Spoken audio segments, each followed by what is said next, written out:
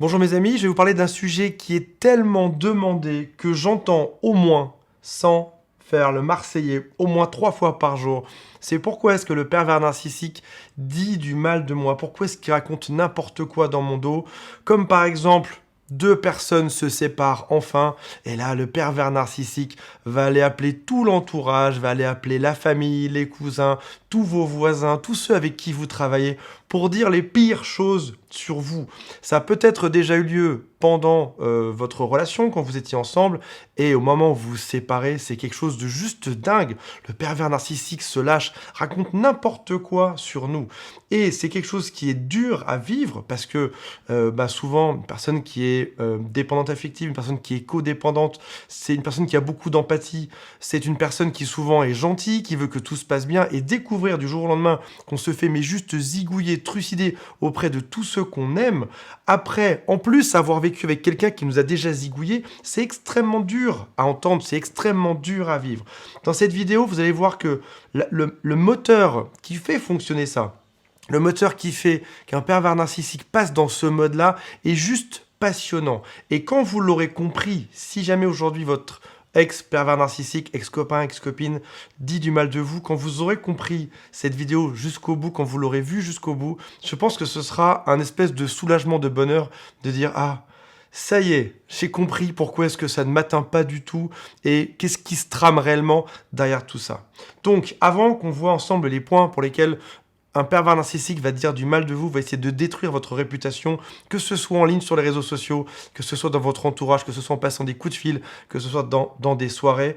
J'aimerais juste vous rappeler que vous pouvez vous abonner à cette chaîne si vous le souhaitez. Cliquez sur je m'abonne, puis sur la petite cloche qui est juste à côté. Il y a un quiz qui s'appelle est-ce que la personne que je suspecte d'être pervers narcissique l'est vraiment ou pas, qui est juste en dessous dans la description. C'est un test réellement scientifique que j'ai mis en dessous. C'est le test officiel qui vous permet de savoir en 25 points si c'est le cas ou pas, avec un score et des conseils à la fin. Troisième chose, vous êtes des ambassadeurs aujourd'hui. Tout ce que je vous donne, vous devez impérativement aider vos amis qui sont aussi victimes de ça pour pas que les mêmes mésaventures leur arrivent, pour que tout le monde soit prévenu.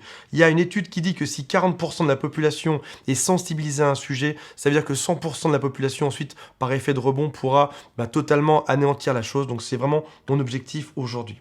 Alors, toute première chose qui fait qu'un pervers narcissique va dire du mal de vous à votre entourage ou autour de vous, c'est pour, tout d'abord, passer pour une victime. Alors, il y a quelque chose d'intéressant qui se passe en France et dans le monde entier, mais je pense que particulièrement en France, quand on se fait passer par une victime, on est toujours soutenu. Le monde entier, et spécialement la France, vient soutenir les victimes. Dans une soirée, vous êtes avec 3 amis, l'un d'entre vous dit « Voilà, j'ai un gros problème, il se passe ça ». Tout le monde va se mettre sur lui pour l'aider, pour le consoler, pour faire que ça aille mieux. Si vous, par contre, il vous arrive quelque chose de chouette dans votre vie, n'importe quoi, vous avez une promotion, il se passe quelque chose de bien, les gens vont faire ok, il se passe quelque chose de bien, mais regarde lui c'est beaucoup plus grave. » Et c'est humain, c'est normal. Entre amis, on s'aide quand ça va mal. C'est un réflexe humain naturel. Sauf que le pervers narcissique l'a bien compris. Il peut avoir de l'attention sur lui, il peut avoir des gens qui l'écoutent, des gens qui le valorisent, des gens qui le remettent en forme. Et la structure même du pervers narcissique, c'est le narcissisme, c'est l'ego. C'est venir être encouragé, venir être admiré, être soutenu par tous ceux qui l'entourent. Donc, lorsqu'il est soutenu par les autres, lorsqu'il joue le rôle de victime, il obtient ce dont on a souvent parlé, ce sont des ressources narcissiques. C'est un peu comme l'essence dans une voiture, c'est la chose qui le fait vivre. Les gens lui donnent de l'attention, les gens le regardent, c'est un peu la star, et son ego est flatté, il remonte, on l'aide, et tout le monde dit « Mais non, mais t'es quelqu'un de bien, mais c'est incroyable, ah oui, ton ex t'a fait ça, oh, mon pauvre », et là tout le monde va venir l'aider. Le pervers narcissique, au passage, c'est une personne qui passe son temps à prendre. Si vous êtes en discussion un jour avec un pervers narcissique, il y a de grandes chances que ce soit vous qui deviez l'écouter, ce soit lui qui ait une vie géniale, que vous deviez l'admirer, il va vous l'expliquer. Et dès que vous rentrez sur vos problèmes à vous, ce ne sera pas du tout important. Ce sont ses problèmes qui passe en priorité.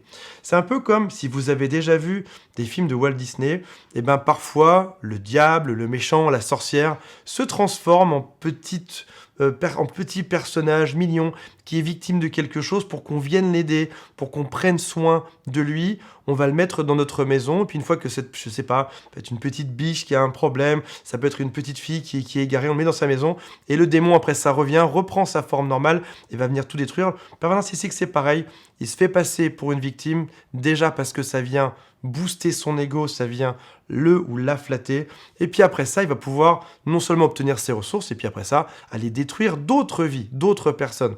On se rappelle aussi bien que lorsqu'on est en couple avec un pervers narcissique ou une pervers narcissique, on n'est qu'une seule source, qu'une seule ressource narcissique, il en a plusieurs d'autres. Il a même souvent vous, avec 3 ou 4 autres personnes de rechange, au cas où vous partiriez pour n'importe quelle raison. Il a toujours eu des plans de rechange pour venir l'aider, le soutenir, l'admirer, flatter son ego. Donc là, il continue juste son travail. Il passe pour une victime pour pouvoir continuer son travail et pour pouvoir annexer d'autres territoires. Oh mon pauvre, il t'est arrivé ça. Eh ben j'ai quelqu'un de bien à te présenter qui est comme ci, comme ça. Et hop, on lui remet quelqu'un dans les pattes qui va pouvoir détruire par la suite. Il y a quelque chose de très intéressant aussi quand on passe pour une victime, c'est d'inverser les rôles. On a souvent parlé dans mes vidéos d'effet miroir. Vous savez, je dis que les pervers narcissiques construisent des murs autour d'eux gigantesques de protection pour pas qu'on puisse les attaquer, pour se défendre derrière, qu'ils ont tendance à attaquer et à se cacher derrière ces murs. L'un de ces murs, c'est souvent un miroir. Lorsqu'on leur dit quelque chose, ils vont vous le répéter. Si vous dites à un pervers narcissique, tu es un pervers narcissique, il va vous dire non, c'est toi le pervers narcissique, de manière à venir inverser les rôles. Vous lui dites qu'il est radin, ce sera vous le radin. Vous dites qu'il ne donne pas d'intention, ce sera vous, etc. Parce que il y a une jouissance réelle chez le pervers narcissique à inverser les rôles. Et vous avez déjà vécu ça quand vous étiez en couple avec eux. Donc, c'est eux qui vous en ont fait baver tout le long, c'est eux qui vous ont créé des problèmes tout le long. Et non, déjà quand vous étiez en couple ensemble, c'était vous le monstre. C'est eux, les victimes de vous. Vous vouliez juste tout faire pour que ça se passe bien avec toute votre gentillesse. Ils vous ont fait les pires sales coups de l'univers. Et au final, ça reste de votre faute. C'est vous le monstre. Ils inversent totalement le rôle de qui a fait quoi. Et ils aiment embrouiller les choses. Quand on inverse les rôles, ça vient aussi créer un écran de fumée. Si par exemple, je dis à quelqu'un, tu es un pervers narcissique, et que l'autre, en public, dit non, c'est lui, on saura plus vraiment. Ou tout d'un coup, on aura mis comme un espèce de doute. Et même quand vous étiez en relation ensemble, si vous êtes séparés aujourd'hui, il y a toujours cette espèce de climat de doute. On renverse les choses, on vient attribuer à l'autre les propres problèmes qu'on a eus. J'ai vu des choses, je ne peux pas vous les révéler, j'ai vu des choses qui étaient tellement dingues où un pervers narcissique vient voler de l'argent à la personne avec qui il est en couple et ensuite il va accuser l'autre d'avoir volé son propre argent devant des faits, devant des lignes de compte où c'est écrit texto qu'il y a eu un vol, il va dire non, c'est lui qui m'a volé. Parce qu'ils vont venir créer ce doute, ils vont venir créer cette suspicion et du coup les gens sauront plus trop derrière. Oui, c'est vrai, qui est le méchant au final ? Vous savez ce qui s'est passé. Vous étiez là, vous étiez présent. Vous savez très bien d'où venait le problème. Et tout d'un coup, vous devez vous défendre. Vous avez été déjà très gentil pendant le couple et vous devez encore une fois vous défendre. Et là, on est dans la même chose. Ils viennent embrouiller les cerveaux. Ils viennent embrouiller votre cerveau en semant le doute parmi tous vos amis, tous vos proches ou sur les réseaux sociaux. Ils viennent aussi embrouiller le cerveau des autres. Oui, vos amis savent plus exactement. Vous savez plus s'il faut vous défendre ou pas. Les autres sont embrouillés aussi. Et ils vont, de ce fait aussi, trouver de nouvelles victimes. Je suis victime de ça, donc il faut m'aider. Les gens viennent lui donner des ressources. Il va pouvoir se servir de ces gens, de ces nouvelles personnes, pour venir leur soutirer des choses, ou venir leur embrouiller le cerveau, leur faire une vie infernale. Troisième point, pourquoi dire du mal de quelqu'un ? Pourquoi le détruire auprès de nos amis, dans notre cercle social ? C'est pour continuer son travail de destruction. La toute première chose que j'ai envie de vous poser comme question, c'est est-ce que le pervers narcissique ou la pervers narcissique ne t'avait pas déjà prévenu ? Avec des phrases comme « Tes amis t'adorent, mais moi je sais réellement qui tu es ». Qu'est-ce qui se passera quand je dirai réellement à tes amis la personne que tu es ? Vous savez, on a tous... Est-ce que vous avez entendu cette phrase ? Dites-moi ça en commentaire, parce que c'est une phrase qui est extrêmement classique venant d'un pervers narcissique. Vous savez, on a tous des qualités et des défauts. Nos amis, au passage, nous aiment pour nos qualités et nos défauts. Tous les êtres humains ont des qualités et des défauts. Et c'est vrai qu'avec nos amis, on essaye de plus souvent mettre en avant nos qualités que nos défauts. C'est encore une fois quelque chose d'humain. Et le pervers narcissique, lorsqu'il arrive dans notre vie, il va noter des choses. Mais il ne va pas noter nos qualités. Il va venir noter nos défauts. Il va les passer au microscope, il va les regarder, il va les analyser, les disséquer, il va venir les grossir après ça. Et il va vous dire, qu'est-ce que penseront tous tes amis quand je leur dirai qui tu es vraiment? Quels sont tous tes défauts? Ce que tu as fait à telle date? Et vous allez vous dire, mais c'est pas possible qu'il ait grossi mes défauts à ce point-là, qu'il utilise que ça. Ou pourquoi est-ce qu'une personne avec qui je suis en couple, ou même si c'est un ami qui est pervers narcissique ou quelqu'un de votre famille, pourquoi est-ce que quelqu'un irait utiliser tous mes défauts et l'utiliser comme chantage sur moi pour me faire des choses que j'ai pas envie de faire? Parce qu'on parle bien de ça, on parle de chantage. C'est utiliser vos défauts comme chantage. Si jamais tu ne fais pas ce que tu veux, je vais dire tes défauts aux autres. Alors tu as intérêt à bien suivre ce que je te demande de faire et à bien m'obéir. C'est du chantage. Donc ils vous ont peut-être prévenu. C'est extrêmement fréquent. Avant, le travail de destruction, c'était dans votre couple. Quand vous étiez ensemble, ou si vous l'êtes encore aujourd'hui, c'est dans votre couple. Et maintenant, c'est le même travail de destruction. Ça n'a pas changé, mais c'est un travail de destruction hors du couple. Parfois, quand on part, on se dit, c'est bon, j'ai fini, j'en suis sorti de tout ça. Non, le travail de destruction continue. Et pour eux, c'est juste un jeu. C'est réellement juste un jeu de détruire votre vie. C'est pour voir comment ça fait, pour en tirer une satisfaction, pour se sentir supérieur. J'ai détruit un tel, ça veut dire que je suis supérieur. J'ai ruiné la vie de lui, ça veut dire que je suis supérieur. C'est juste un jeu. C'est le même moteur. C'est continuer le travail de destruction, le même travail qu'il y a eu, mais juste après le couple. On va y revenir parce que c'est très important. Quand on entend ça, on peut se dire « mais je m'en sortirai jamais au final ». Vous allez voir que si, bien au contraire. Parce qu'il faut savoir que la cible préférée des pervers narcissiques, ce sont les codépendants. Si vous avez jamais lu à ce sujet, j'en parle dans énormément de vidéos. Je ne vais pas revenir principalement dessus aujourd'hui, mais on va parler juste d'un point. Le codépendant, si on veut résumer tout Wikipédia ou tout un livre de psycho dessus, globalement, c'est une personne qui a besoin que l'autre soit heureux pour être heureux également. Si jamais il voit l'autre en face triste, il sera triste aussi. Ce qui est très différent de la dépendance affective. La dépendance affective, c'est j'ai besoin de l'autre pour vivre. La codépendance affective, c'est j'ai besoin que l'autre soit heureux pour être heureux aussi. Lorsqu'on essaye d'aider l'autre pour qu'il soit bien, pour qu'il soit heureux, on fait tout. On donne tout. On donne. Vous vous rappelez, le pervers narcissique est une personne qui vient prendre. Le codépendant est une personne qui va donner pour que l'autre soit heureux. Et le pervers narcissique, c'est la personne mauvaise idéale qui va venir prendre tout ce qu'on est capable de donner. Mais c'est aussi le cas souvent dans nos amitiés. Quand on est amis avec des gens et qu'on est nous-mêmes codépendants, on va venir donner aussi beaucoup en amitié. Sauf que souvent en amitié, on n'a pas affaire à des pervers narcissiques. On a affaire à des personnes qui sont saines. On va donner à nos amis, on va donner à Claude, Léa, Jean-Marc, à Stéphane, Gabriel, on va leur donner parce qu'on est amis, parce qu'on veut qu'ils soient heureux, et eux nous donnent des choses en échange. Et ça se passe bien comme ça. Et comme notre humeur dépend des autres, en allant ruiner l'image que nos amis ont de nous, on se dit mince, mais tout ce que j'ai donné à mes amis, tout ce travail que j'ai fait, va se faire totalement saper par cette personne. Et du coup, on a cette peur de se sentir rejeté. On se dit mince, mais qu'est-ce que les gens vont penser de moi? Moi qui ai fait autant de travail pour qu'ils soient heureux, pour qu'ils soient gentils avec moi, pour que je sois reconnu, pour que tout se passe bien. Qu'est-ce que l'autre est en train de faire? Qu'est-ce que l'autre raconte de moi? Je dois vite aller leur parler à tous, leur expliquer que c'est pas moi le monstre, que c'est l'autre, qu'ils ont mal compris, que je suis victime d'une campagne où on veut me détruire, etc. Je dois vite aller leur parler à tous. Et on pense donc devoir rétablir la vérité en allant parler à tout le monde. Ok, le pervers narcissique a parlé à 10 de mes amis, à 2 personnes de ma famille, à 3 personnes de mon bureau, à 5 de mes voisins. Je dois aller parler à tout le monde. Et puis soudain, quand on pense à tout ce travail qu'on doit faire pour rétablir la vérité, on se dit mais j'y arriverai jamais. Un peu comme un cancer qui se répartirait partout. On se dit il y a trop de travail, j'y arriverai pas. J'ai peut-être plutôt intérêt à disparaître, au sens figuré. Peut-être plutôt intérêt à changer de pays, changer de ville pour oublier tout ça. J'ai peut-être plutôt intérêt à oublier tous mes amis parce que je pense qu'ils ont une très sale image de moi et j'ai même pas envie de me défendre. Et alors, devinez quoi? C'est pile l'objectif du pervers narcissique. Vous faire monter sur le ring pour vous défendre, pour vous voir gesticuler dans sa toile, essayer de dire aux gens des choses. Et lui, il va dire, il s'en fout. Le pervers narcissique va dire n'importe quoi de blessant. Il va même souvent adapter son langage ou son dialogue face aux gens qu'il a. Il va dire n'importe quoi juste pour vous faire du mal et que ce soit lui la victime. Parce que pour lui, c'est drôle. Maintenant, je vous pose une question. Est-ce que quand quelqu'un est en train de dire du mal de vous, juste pour rire, juste parce que c'est drôle, est-ce que vous avez vraiment besoin de monter sur le ring? Est-ce que vous avez vraiment besoin de remplir l'objectif que le pervers narcissique voulait de vous?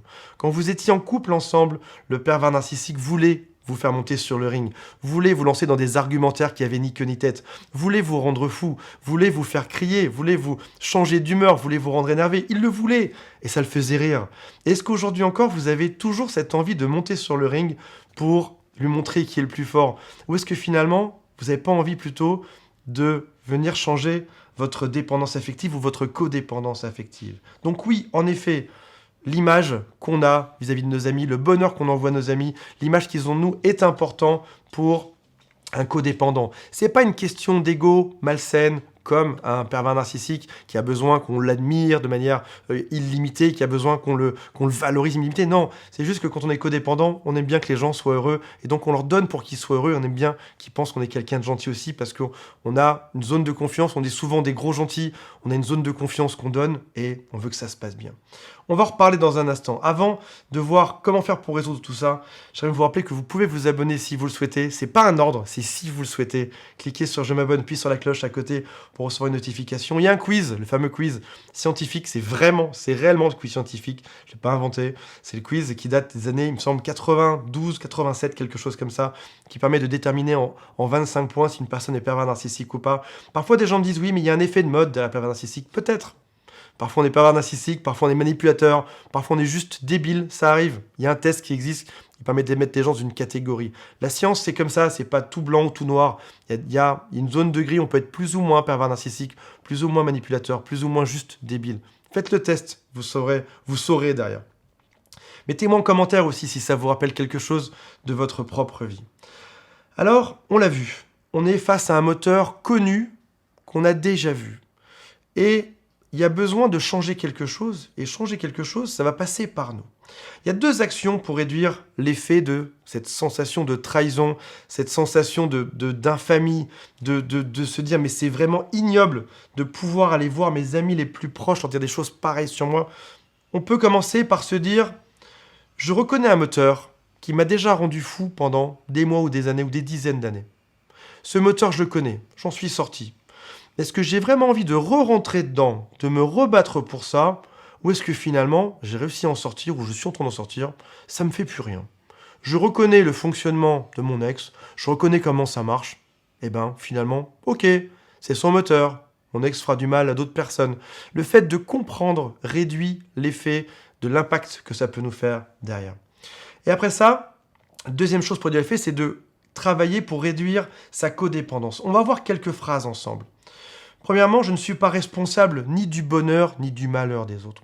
Mon ex ou la personne qui était pervers narcissique a l'air malheureuse ou se passer par une victime, je ne suis pas responsable de ça, réellement pas. Elle va dire ou il va dire à des gens que je suis un monstre ou pas, ça va lui faire de la peine ou pas. Je ne suis pas responsable non plus. Que ce soit 3 personnes, 3 millions de personnes, 3 000 personnes, je ne suis pas responsable ni de leur bonheur, ni de leur bonheur. Deuxième phrase qu'on peut se dire, c'est « je n'ai pas besoin de me défendre, je n'ai pas besoin de monter sur le ring parce que je connais ma valeur, je sais qui je suis ».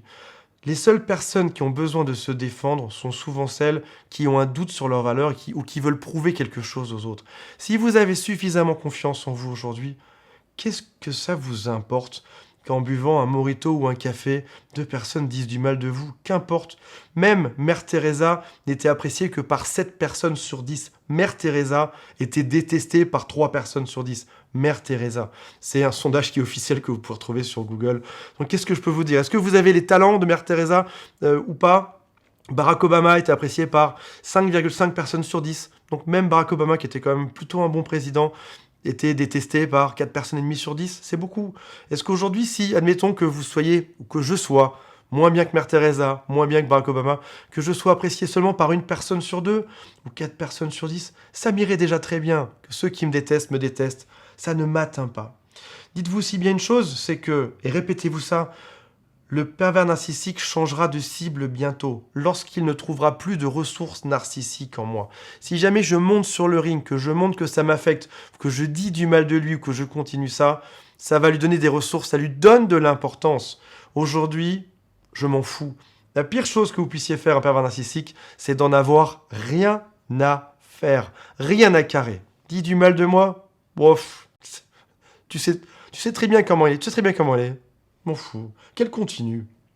Tant mieux. Qu'elle aille dire du mal de moi aux gens, tant mieux. Souvent, quand on dit du mal quand on dit du mal aux gens, c'est que souvent, ça cache quelque chose d'autre derrière. Le jugement des gens ne change rien à ma propre valeur. J'hésite à vous citer Donald Trump, parce qu'à chaque fois que je parle de lui, j'ai une horde de commentaires qui parlent de lui. Est-ce que vous pensez que, je dirais juste une chose sur lui, est-ce que vous pensez que Donald Trump en a quelque chose à faire d'être haï par des tonnes de gens, et aussi aimé par d'autres tonnes de gens? Est-ce que ça va changer sa journée? Est-ce que lorsqu'il va se boire un thé le soir, ça va changer quelque chose à sa soirée? Rien. 1 milliard de personnes peuvent le détester, que ça ne changera absolument rien. Dites-vous bien, le jugement des gens ne change rien à ma valeur. Il y a une autre chose c'est qu'un ami m'avait dit quand il était jeune, il avait pris un billet de 50 euros. J'étais étudiant, il l'avait mis par terre, il avait marché dessus, il l'a repris. Il m'a dit combien il vaut ce billet? Je dis 50 euros. Il me dit tu vois, même écrasé, même plein de boue, ça vaut toujours la même valeur, qu'importe. Dites-vous bien aussi, qu'est-ce que les gens en ont à faire de voir une personne qui se place comme victime et qui se plaint de moi? Vous savez, moi, des gens qui viennent me voir, qui se plaignent de un tel, de patati, de patata, je leur demande souvent en quoi ça me regarde? Ok, un tel t'a dit ça. Qu'est-ce que j'ai à... Qu'est-ce que j'ai à voir avec ça? 2, qu'est-ce que tu veux? Que je te conforte dans ton rôle de victime? Ok, bah, t'es victime. 3, qu'est-ce que ça va changer? Que je te dise oui, t'as raison, non, il a tort. Ça vous regarde que tous les deux. Donc dites-vous bien que quand quelqu'un vient se plaindre de vous à une autre personne, si jamais l'autre en face tu dis ah ouais, t'as raison, c'est vraiment un monstre, posez-vous la question sur la valeur de cet ami. Est-ce que c'est pas le bon moment de faire un tri dans vos amis? Ok, 1 sur 2 va dégager. Tant mieux! C'était les plus faibles. C'était les maillons faibles, en fait. Tant mieux. Il restera les vrais. Est-ce que vous croyez que vos vrais amis, ils vont vous tourner le dos pour ça? Moi, qui ai vécu déjà ce genre de situation, je peux vous dire qu'ils m'ont appelé le lendemain. Ils m'ont dit, tel m'a dit du mal de toi. J'ai raccroché immédiatement, j'ai tout dégagé. Je l'ai bloqué, j'ai dit non, dégage, ça m'intéresse pas. Moi, mon copain, c'est Antoine. Qu'est-ce qui s'est permis de dire ça? Génial! Ça fait un tri dans votre vie. Des gens qui vous servaient à rien. Des gens qui, peut-être déjà à la base, médisaient de vous. Les vrais, quand on va se plaindre auprès d'eux de vos comportements, ils vont faire ouais, c'est ça, je connais Antoine et je sais aussi que t'as faux dessus. Ou peut-être qu'ils vont pas le dire. En tout cas, ils vont le penser de manière très forte. Donc, ça fera, oui, bien sûr, ça fera de l'effet aux faibles, à ceux qui vous connaissent à peine, à ceux qui en savent rien. Et encore, ça leur fera de l'effet pendant combien de temps? 1 heure, le temps qu'au prochain café, vous rigoliez ensemble et vous vous mariez. Les gens s'en fichent royalement de ce que vous pensez, de vos disputes, de ce que vous avez bien pu faire, de ce que vous avez bien pu dire. Les gens s'en fichent. Donc, dites-vous ça. Vous n'en avez rien à faire aujourd'hui de monter sur le ring parce que vous êtes bien plus fort que ça. Et votre vengeance aujourd'hui, c'est de ne pas réagir, c'est d'ignorer l'autre, c'est d'en avoir absolument rien à faire. Ce sera ça la pire vengeance à faire un pervers narcissique. Salut à tous, mettez un like si la vidéo vous a plu et mettez-moi un commentaire juste en dessous.